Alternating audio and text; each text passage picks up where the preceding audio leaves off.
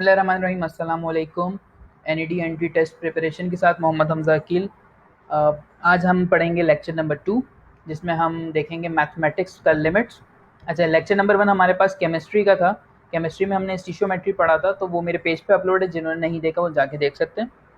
अच्छा जी, एनईडी के अंदर जो सवाल आते हैं लिमिट्स के पोर्शन में से, वो कुछ इस तरह के होते हैं। पहला सवाल देखते हैं, what is the general term for the following sequence. एक सीक्वेंस आपको दिया हुआ है और आपसे पूछ रहा है कि उसकी जनरल टर्म क्या होगी। ये होगी, ये होगी, ये वाली होगी, या ये सारी। ठीक है, अब देखते हैं कि हम इस सवाल को किस तरह से सॉल्व करेंगे।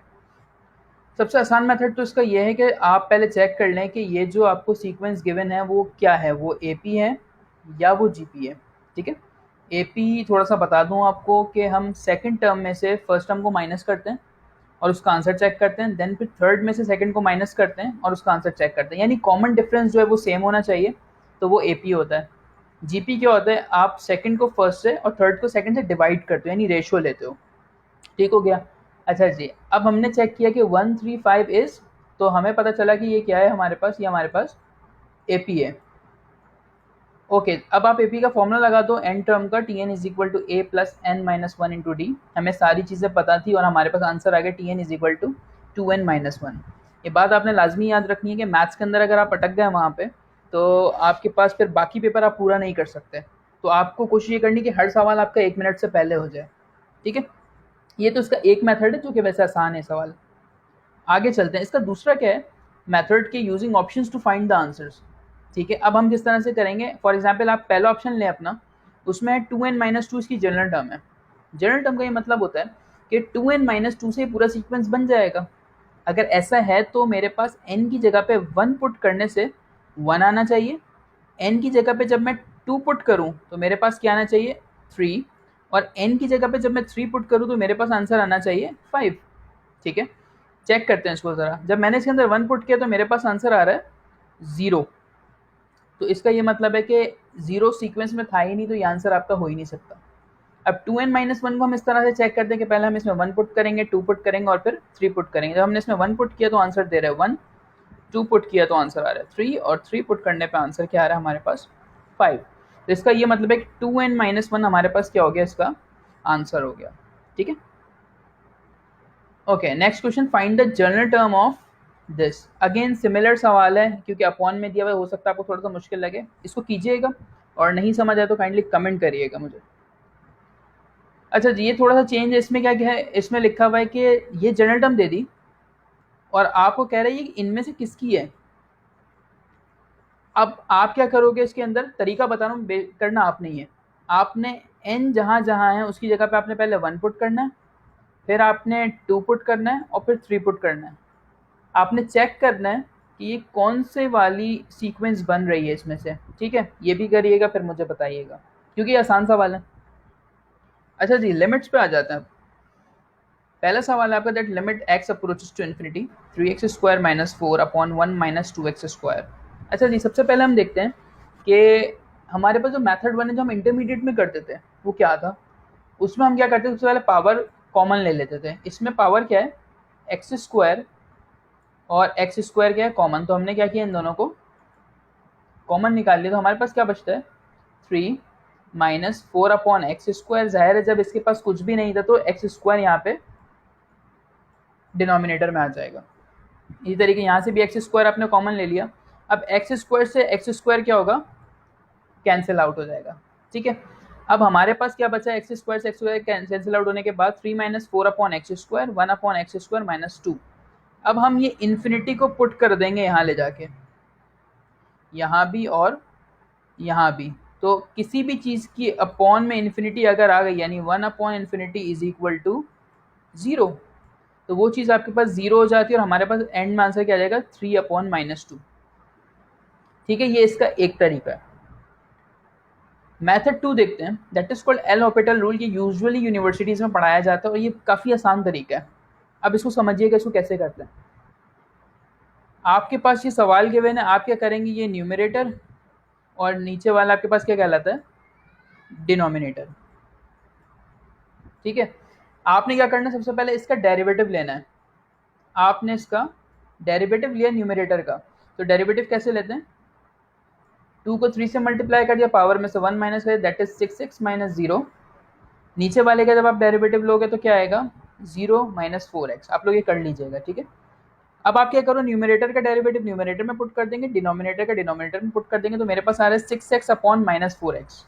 नाउ x से x कैंसिल आउट हो जाएगा, 2 इंटू 2 और 2 into 3, again answer is minus 3 upon 2। तो ये दूसरा मेथड था आपका। तो हमने फर्स्ट मेथड देखा जो हमने इंटरमीडिएट में पढ़ा था। सेकंड मेथड ये मैंने आपको बता दिया, L Hôpital rule. Again repeat कर रहा हूँ, पहले वाले का डेरिवेटिव करना है, सेकंड का डेरिवेटिव करना है, पुट कर देंगे आप। एंड मेथड 3 जो मैं पढ़ाता हूँ तो स्टूडेंट बड़े खुश होते हैं कि सर ये आप पहले पढ़ाते, दैट इज कॉल्ड द जुगाड़ मेथड। जुगाड़ क्या है इसके अंदर, कि जब भी आपके पास x अप्रोचेस टू इन्फिनिटी है, याद रखिएगा ये जो मैं आपको एक जुगाड़ बताऊंगा ये सिर्फ इन्फिनिटी के ऊपर ही लगेगी। अच्छा, कह रहा है कि अगर both numerator and denominator have same highest power, for example कि अगर ऊपर भी स्क्वायर है, जैसे सवाल के अंदर यहाँ पे भी स्क्वायर हाईएस्ट पावर है, यहाँ पे भी हाईएस्ट पावर स्क्वायर है, तब आप क्या करोगे, then their coefficient with sign is the answer. कैसे, 3x स्क्वायर है अपॉन माइनस 2, ये आपका क्या हो गया, आंसर हो गया।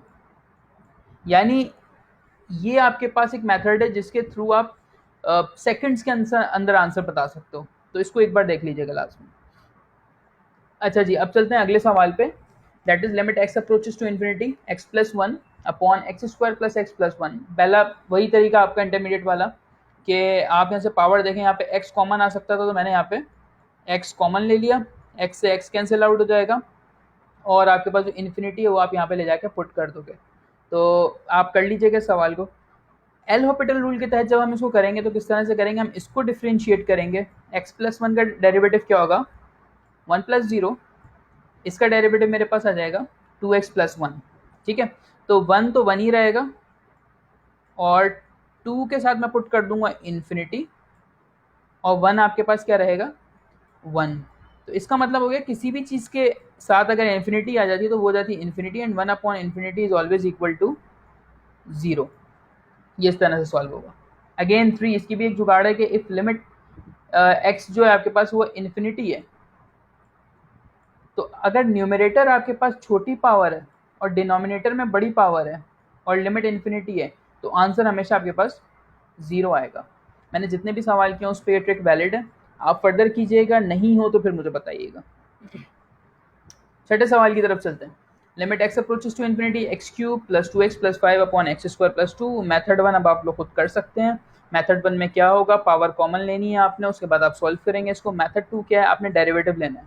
डेरिवेटिव कैसे लोगे इसका, ये हो जाएगा आपके पास 3x प्लस 2 और नीचे आपके पास क्या वैल्यू आ जाएगी, 2x प्लस 0। अब आपने डेरिवेटिव ले लिया, अब आप इसके अंदर इन्फिनिटी पुट करके देख लीजिएगा, तो ये मेरा से इन्फिनिटी अपॉन इन्फिनिटी बनेगा, ये सॉल्व कीजिएगा इसको। अच्छा जी, इसकी जुगाड़ क्या है कि if numerators power is greater than, अगर देखें यहाँ पे क्या आ रहा है 3 और यहाँ पावर क्या है 2, अगर ऐसा सिनेरियो तो हमेशा आंसर आपके पास क्या आना चाहिए, इन्फिनिटी आएगा। हो सकता है थोड़ा सा मुश्किल लग रहा हो आपको लिमिट, लेकिन इसको बार बार देखिएगा वीडियो को तो इंशाल्लाह समझ आ जाएगा आपको। अच्छा जी, एनईटी में कुछ सवाल आए हुए थे प्रैक्टिस के, तो वो भी इसी तरीके से। अब आपके पास जो मैं रिकमेंड मेथड करता हूँ ना, वो है मेथड नंबर 2। क्यों, क्योंकि उसमें आपने को इसका डेरिवेटिव लेना है, उसके बाद क्या करना है, आपने इसका डेरिवेटिव लेना है। For example under root 1 plus x का डेरिवेटिव लेंगे, ये तो ऑलरेडी 0 हो जाएगा और ये 1 हो जाएगा, यानी इसका मतलब टोटल सवाल में फिर यही चीज़ बचेगी। ठीक हो गया। सेकंड वाला देख लें, अंडर रूट एक्स यानी 1 अपॉन 2 रूट एक्स, ठीक है, 1 अपॉन 2 रूट एक्स हो गया, और देन फिर आप उठा के इसमें इन्फिनिटी पुट कर दें, तो ये भी मेरा ख्याल से आपके पास आंसर क्या आ जाएगा, 0। इस तरह से होगा। अच्छा जी, एक और सवाल जो एनईडी के अंदर बहुत फ्रिक्वेंटली आता है वो आपके पास ये वाला सवाल है, ई की power a x minus e की power b x upon x. अब डरने की ज़रूरत नहीं है सवाल से, एक आसान से तरीके से आप एल की प्रॉपर्टी लगाते हैं। इसमें होता है कि एक्स के साथ जो भी चीज़ होती है वो यहाँ पे आपके पास पहले आ जाएगी। अभी हमने सिर्फ ये किया कि ई की पावर ए एक्स को हमने कर दिया ए की पावर ई ए एक्स और बी की power b dot e b x upon x कर दिया इसको। अब आप नेक्स्ट स्टेप में क्या करोगे, यहाँ पे आप x की जगह पे 0 पुट कर दोगे। यहाँ पे जब मैं 0 पुट करूँगा तो ये 1 और ये 1 हो जाएगा, a माइनस बी हमारे पास आंसर आ जाएगा। ठीक है, क्वेश्चन नंबर 8 बिल्कुल इसी तरीके से होगा जैसे अभी बताया। अब ये e की पावर साइन x, अब आपको पता होना चाहिए कि e की पावर साइन x का डेरिवेटिव क्या है। e की पावर साइन x का डेरिवेटिव होता है cos x। ठीक है, तो ये हमारे पास क्या बन जाएगा, cos x डॉट e की पावर साइन x, e की power sine x as it is इसके साथ आ जाएगा, बाकी चीज़ों का काम नहीं है। देन आप इसके अंदर क्या पुट करा दोगे, 0, इजीली आंसर आ जाएगा आपके पास। ना क्वेश्चन नंबर 9 की बात करते हैं। क्वेश्चन नंबर 9 है हमारे पास a x minus one upon b x minus one. Again इस पे भी आप जब एल एन की प्रॉपर्टी लगाओगे तो ये आपके पास बन जाता है एक्स एल एन ए और x l n b minus one minus one. अच्छा, मैं जितने भी सवाल करता हूँ मैं एल ऑर्बिटल से करता हूँ, यानी मैं डेरिवेटिव ले लेता हूँ उसका। ठीक है, लेकिन यहाँ पे इस केस में जब आप इसका डेरिवेटिव भी लोगे तो ये आपके पास माइनस वन जो है वो तो ऑलरेडी यहाँ से ख़त्म हो जाएगा और यहाँ पे मेरे पास बचेगा क्या, l n a upon l n b. Paper में सवाल इसी तरह के आ रहे होते हैं, तो आप जस्ट ट्रिक याद कर लो कि जब भी कोई ऐसा सवाल आएगा तो उसको सॉल्व कैसे करना है, उसको ऐसे सॉल्व करना आपने, यानी जो भी पावर होगी पहले लिख देंगे, बाकी के साथ एल एन लगा देंगे और बड़ा आसान है। ये 4-5 किस्म के सवाल पेपर के अंदर आ रहे होते हैं। 10वां सवाल देख लेते हैं, 8 की पावर x माइनस 2 की पावर x अपॉन 4x। अच्छा जी, ये किस तरह से होगा, अगेन मैं इसको एल ऑर्बिटल से ही करूँगा। इसका डेरिवेटिव करेंगे, 8x ln 8 बन जाएगा, 2x ln 2 बन जाएगा, नीचे जो x था वो अब यहाँ से ख़त्म हो गया। ठीक हो गया। नेक्स्ट आप इसको फर्दर सॉल्व करेंगे, जब आप x की पावर 0 ले लेंगे इसके अंदर तो ये बन जाएगा ln 8 minus ln 2 upon 4। ln की प्रॉपर्टी अप्लाई की कि जब दो चीज़ें माइनस हो रही होती हैं तो वो किस में कन्वर्ट हो जाता है, वो डिवाइड में कन्वर्ट हो जाता है। तो ये यहाँ पे प्रॉपर्टी का यूज़ किया मैंने।